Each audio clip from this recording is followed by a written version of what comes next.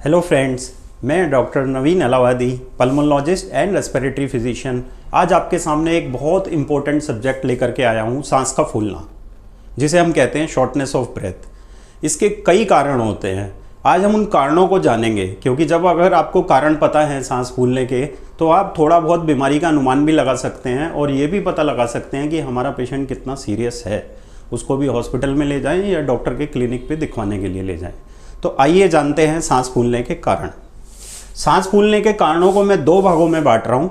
एक जो acute causes होते हैं, जो अचानक से सांस फूलता है, और एक क्रॉनिक कॉजेज होते हैं जिसमें लंबे समय से सांस फूलता है। तो एक्यूट कॉजेज जिसमें कुछ घंटों में या कुछ दिनों में सांस फूल जाता है, उसे हम acute causes of breathing difficulty बोलते हैं। एक्यूट कॉजेज में अगर ये हमारा लंग है, ये राइट लंग है, ये लेफ्ट लंग है, ये ट्रेकिया है जिसे हम सांस की नली कहते हैं, ये दो भागों में डिवाइड होती है, right bronchus, left bronchus. Right bronchus आगे जाके कई सारी ब्रोंकस में कन्वर्ट हो जाता है और आगे जाके कई सारी ब्रांचेस बनाता है।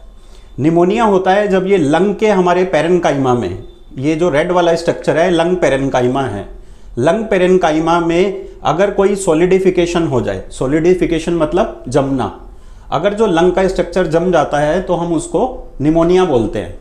तो ये निमोनिया कुछ घंटों में या कुछ दिनों में पेशेंट प्रेजेंट कर सकता है कि उसका सांस फूल रहा है, फीवर हो रहा है या खांसी हो रही है। फ्रेंड्स, अगला कॉज होता है foreign body aspiration. Foreign body aspiration होता है जैसे कुछ पीनट हो गया या कुछ आर्टिफिशियल टूथ हो गया, या जैसे बच्चे होते हैं सिक्का निगल लेते हैं, कॉइन निगल लेते हैं, तो वो यहाँ पर आकर के इनके रेस्पिरेटरी सिस्टम में फंस जाती है चीज़, उसे हम फॉरेन बॉडी एस्पिरेशन बोलते हैं, जो कि एक्यूट कॉज है ब्रीदिंग डिफिकल्टी का। इसके बाद नेक्स्ट कॉज होता है अस्थमा। अस्थमा में पेशेंट को सडनली एक्सेसरबेशन देखने को मिलता है। कुछ पेशेंट प्रेजेंट करते हैं कि उनको फीवर हुआ और अचानक से सांस फूलने लग गया, या वो बहुत ज़्यादा सोच रहे थे, या उनको कोई इन्फेक्शन हुआ, या उनको कोई स्मेल आई तो अचानक से सांस फूलने लग गया, तो उसे हम बोलते हैं अस्थमा का एक्सेसरबेशन।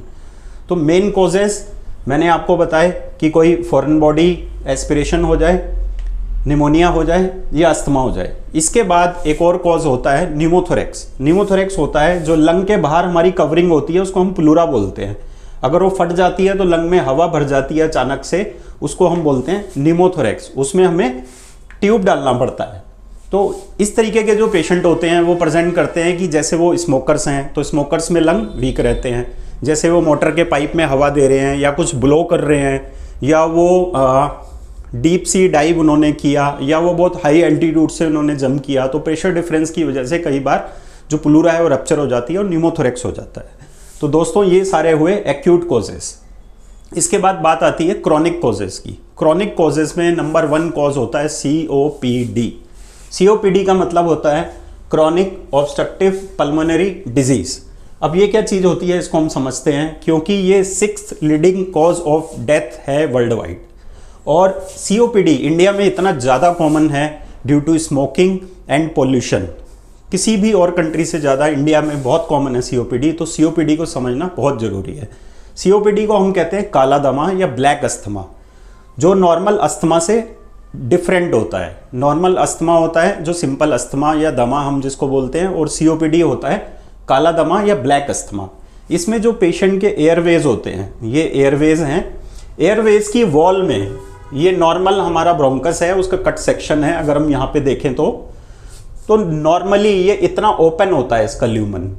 और COPD में क्या होता है कि ये ल्यूमन जो होता है, ल्यूमन की एपिथेलियम की थिकनिंग हो जाती है, मोटा हो जाता है, जिसकी वजह से जो एयरवे की ल्यूमन है वो नैरो हो जाती है। तो इसको हम बोलते हैं क्रॉनिक ब्रोंकाइटिस, क्योंकि क्रॉनिक ब्रोंकाइटिस और एम्फाइसीमा ये दोनों COPD के ही पार्ट हैं। क्रॉनिक ब्रोंकाइटिस में लगातार बलगम बनता है। बलगम क्यों बनता है ये मैं आपको अपने नेक्स्ट वीडियो में बताऊंगा कि क्यों COPD पेशेंट में और दूसरे पेशेंट में बलगम ज़्यादा बनता है।